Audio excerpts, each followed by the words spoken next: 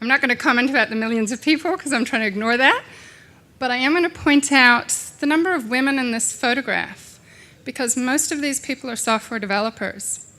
And this is more women, more female software developers in Enspiral Craftworks than I have worked with in the previous decade of software development in Wellington. It just blows my mind, you know? All right, back to the previously prepared program. So Craftworks is a non-hierarchical collective of software developers and designers.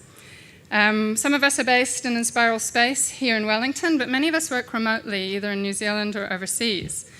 One of the things that draws us all together is our passion for creating software that serves the community or some sort of social good.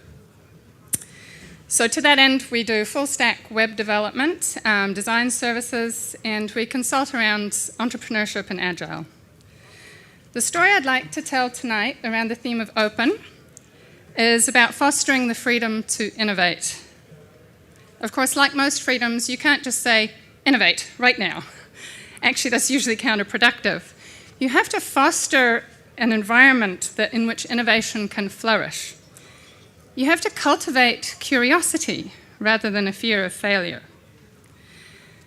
So over the last years, Craftworks has grown, and with that has come a lot of challenges. One of them is around communication overload. Being non-hierarchical, every voice counts the same, every voice has to be heard, no matter how many of us there are. And we all need to be able to participate and keep it transparent, no matter where we're working from. Obviously, we have awesome tools like Lumio and Slack and Trello that we use.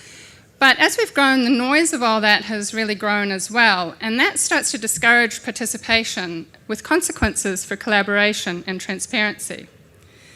So what our response was to that was to run a 3-month experiment in agile organization evolution.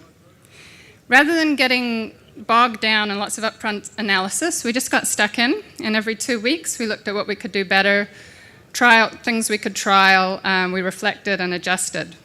So that all craft workers could be involved in that process fully, we brought in guest facilitators from the rest of the Enspiral network, and that had an awesome side benefit of increasing cross-pollination and transparency, which was really cool. We got a lot out of that 3 months. The biggest win was around the communication, I think.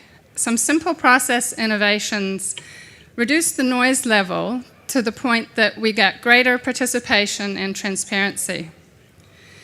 It's a little hard to go into all that in a short talk, but if you want to ask us afterwards, we can talk about that.